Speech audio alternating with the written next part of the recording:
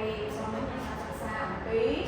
មេរៀនទី5ស្មារតីទទួលខុសត្រូវរួចរាល់ហើយចឹងនេះគ្រូមានមេរៀនអំណាចមួយពាក់ព័ន្ធនឹងរឿងអីគេទៅគឺរឿងជីតាថាដូរលើកមកឲ្យកូនសិក្សាតើចឹងគាត់បើកសៀវភៅរបស់កូននៅក្នុងទំព័រទី65និង66ណាដើម្បីយើងមើលតើឥឡូវកូនមើលនៅក្នុងសៀវភៅរបស់កូនឃើញមានរូបភាពអីគេខ្លះចាអញ្ចឹងអ្នកគ្រូក៏មានរូបភាពមកបង្ហាញកូនដែរ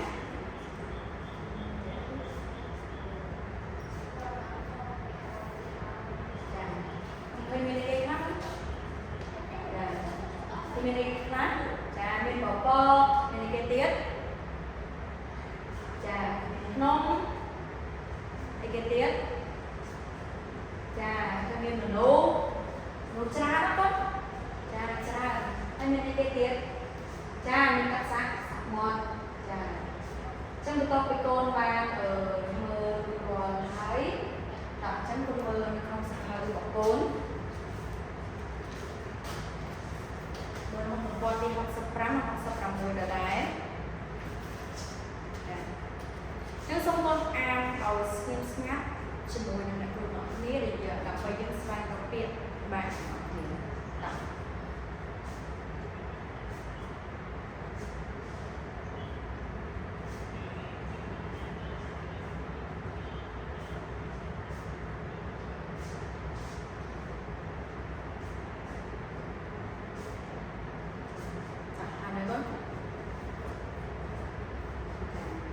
ចឹងរួចរាល់ហើយចឹងកូនមើលអ្នកគ្រូ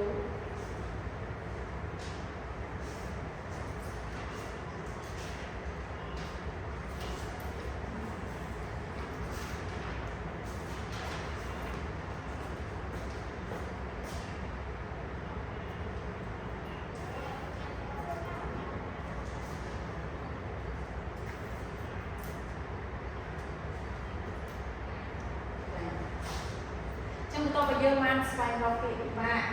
រួចរាល់នៅក្នុងសៀវភៅរបស់កូនរួចរាល់ហើយតើអញ្ចឹងកូនស្ដាប់គ្រូអានពាក្យពិបាកកូនស្ដាប់ហើយពាក្យទី1យើងថាសំបើបន្តមកទៀតយើងថាខ្មួលខ្មាញ់ពាក្យបន្តសំធោសន់ថៅបន្តទៀតទឹកខភាពពីបន្តសំឡឹងពីបន្តតក់ស្លុតពីចុងក្រោយគេនេះយើងហៅហេតុការចាកូនស្ដាប់បានទេចាអញ្ចឹងបន្ទាប់ពីកូនបានអាននៅពីពិបាកជាមួយនឹងគ្រូរាល់ហើយចឹងកូនមើលនៅក្នុងសៀវភៅកូនបន្តពាក់ព័ន្ធទៅនឹងពន្យល់ពាក្យ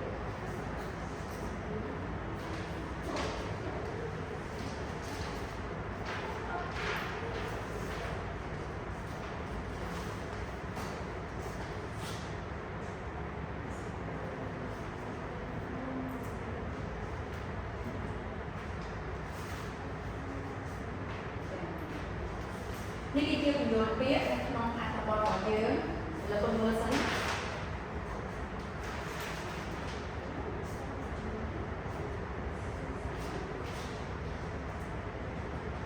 ចាអញ្ចឹងពន្យល់ពាក្យទី1តក់ស្លុតតក់ស្លុតថ្នាក់វិជាកិរិយាមានន័យថាម៉េចមានន័យថាស្លុតរន្ធត់ខ្លាំងអញ្ចឹងមានន័យថាយើងឃើញអីមួយពីធ្វើឲ្យរបស់យើងស្លុត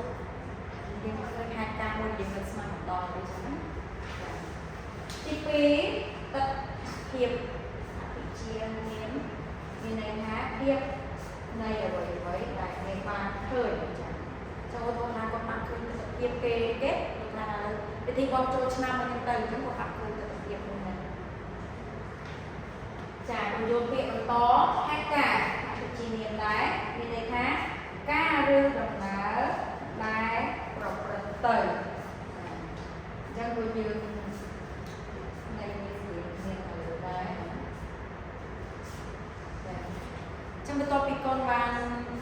មើលនឹងវីដេអូពាក្យជាមួយគ្រូរាល់ហើយកូនមើលទៅបរិស័ទចឹងកូនសំមួយអាមួយ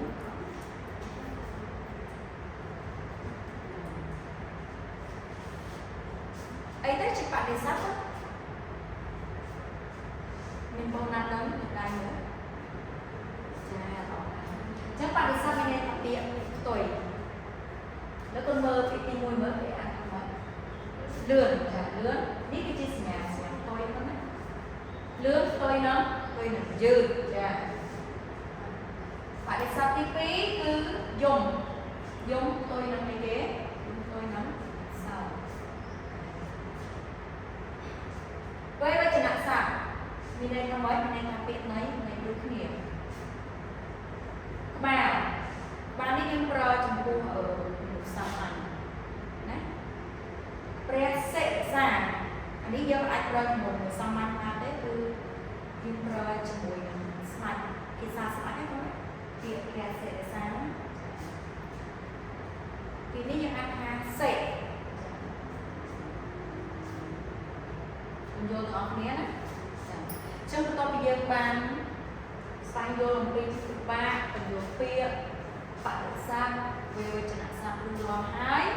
អញ្ចឹងគុណមើលទៅក្នុងសៀវភៅរបស់កូនកន្លែងទំព័រទី65មកដែរអញ្ចឹងគុណមើលក្នុងហ្នឹងគឺអ្នកគ្រូមានសំណួរឲ្យកូនណាសំណួរចំនួន4ចានេះគឺជាសំណួររបស់មេរៀនរបស់យើង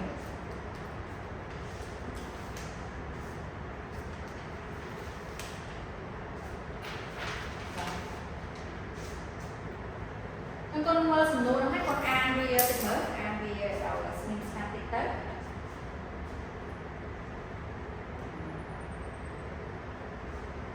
ហើយនៅ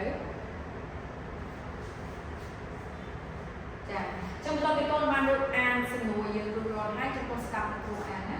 ចឹងសំណួររបស់យើងគឺមាន4សំណួរចឹងសំណួរទី1គេសួរថាម៉េចគេសួរថាតើជីតាថាដូប្រើថាដូឲ្យយើងធ្វើមកធ្វើអ្វីចាំតែគេសួរបន្តទៀតហេតុអ្វីក្នុងសំណួរតែមួយហ្នឹងចាសំណួរទី2គេសួរថាម៉េចទៀតគេសួរតើថាដូពេញចិត្តនឹងកិច្ចការនេះឬទេហេតុអ្វីចាសំណួរទី3តើការសម្រេចចិត្តរបស់លោកតាត្រឹមត្រូវឬទេចូលលើអំណាចមកអំណាចពីក្នុងរឿងមកបញ្ជាក់ឲ្យបានច្បាស់លាស់ចាសំណួរចុងក្រោយសំណួរទី4តើរឿងនេះដល់កំណត់អប់រំយ៉ាងដូចម្តេចចាចឹងដើម្បីយើងឆ្លើយនឹងសំណួរបានត្រឹមត្រូវតើតើកូនស្វែងយល់ពីអត្ថន័យនៃខ្លឹមសារទាំងមូលនៅក្នុងរឿងរបស់យើងជាមុនសិនទើបកូនអាចឆ្លើយសំណួរយ៉ាង4នេះបានបាទអញ្ចឹងមុននឹងឆ្លើយសំណួរអ្នកគ្រូចង់ឲ្យកូនអានដោយស្ងៀមស្ងាត់ទាំងអស់គ្នាចាកូនអានអ្នកគ្រូក៏អានដែរ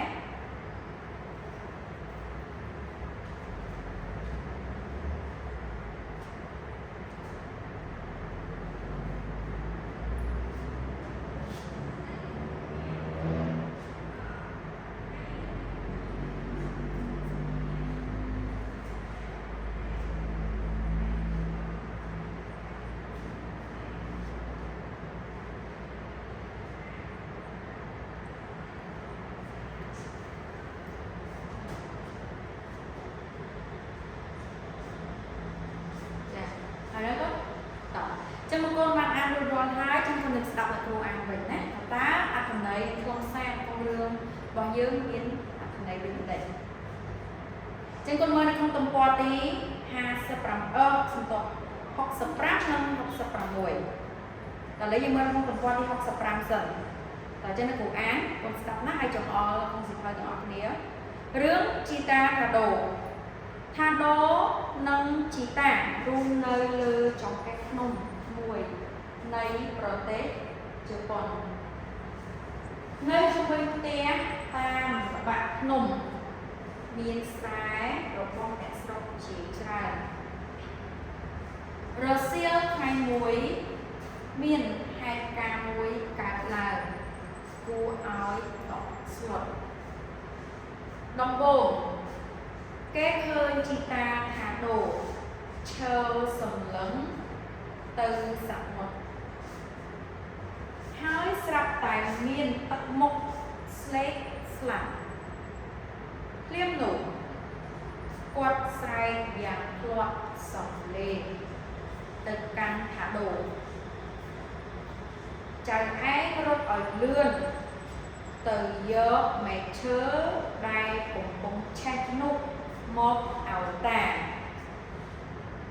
ឆាប់ឡើងឮដូច្នោះថាដូក៏ប្រញាប់ប្រញាល់រត់សំដៅមួកភ្លើងហើយចាប់កន្ទុយអស់ដែលកំពុងឆេះ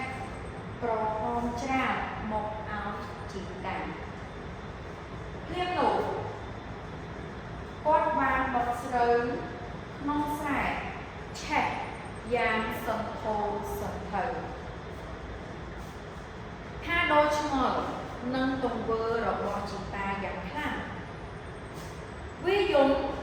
នឹងសួរបញ្ជាក់លោកតាកំពុងបត់ស្រូវហើយណាជីតាគ្រាន់តែមុខក្បាលតែគាត់មិនបានចាប់អារម្មណ៍នឹងសម្ដីថាដូរឡើយគាត់ថែមទាំងប្រើថាដូរឲ្យដុតស្រូវបន្ថែមទៀតគ្រីនោះវាស្រែដែលមានស្រូវពណ៌ក្រហមដូចកម្រាលព្រំប្រែជាពណ៌ខ្មៅក្របដណ្ដប់ដោយផ្សែងខ្មៅភ្លួខ្មាញ់បណ្ដែតទៅលើអាកាសទឹកថាវិនេះធ្វើឲ្យអ្នកភូមិនាំគ្នារត់ឡើងមកលើភ្នំដើម្បីអ៊ុនលត់លើគ្រាន់តែឡើងមកដល់ស្រែភ្លាមបុរសម្នាក់ចាស់បានបន្តនៅវត្ត65ណាចាបុរសម្នាក់បានសួរទាំងកំហឹងទៅកាន់ជីតាថាដូថាហេតុអ្វីបានជាមានរឿងនេះកើតឡើងប្រាប់មកលោកតាបានឆ្លើយខ្ញុំជាអ្នកដុតបុរសនោះសួរបន្តហេតុអ្វីលោកតាបានចំអកទៅសមុទ្រអ្នកស្រុកមើលតាមដៃគាត់ឃើញរលកធំសម្បើមមួយកំពុងបោះពួយយ៉ាងលឿនស្លែវសំដៅមករកភូមិអ្នកស្រុកពួកគេឈរត្រឹងគ្មានកម្រើកឬនិយាយស្ដីអ្វីទាំងអស់ទឹកបានរត់រំលងភូមិនោះបោកទប់ចង្កេះភ្នំលាន់យ៉ាងខ្លាំងប្រជាជនមានទឹកមុខតក់ស្លុតនិងព្រួយបារម្ភសំដៅនឹងព្រួយកង្វល់ព្រោះឃើញភូមិរបស់ខ្លួនទាំងមូលនៅក្រោមផ្ទៃទឹកទីបំផុតទើបពួកគេយល់ពីមូលហេតុដែលនាំឲ្យលោកតាសម្រេចចិត្តដុតស្រូវទៅស្ដាប់បានទាំងអស់គ្នាណាចា៎ល្អជិះបន្តពីកូនស្ដាប់នៅបទតាមមូលរាល់ហើយអញ្ចឹងកូនអាចឆ្លើយសំណួរនឹងបានណាចា៎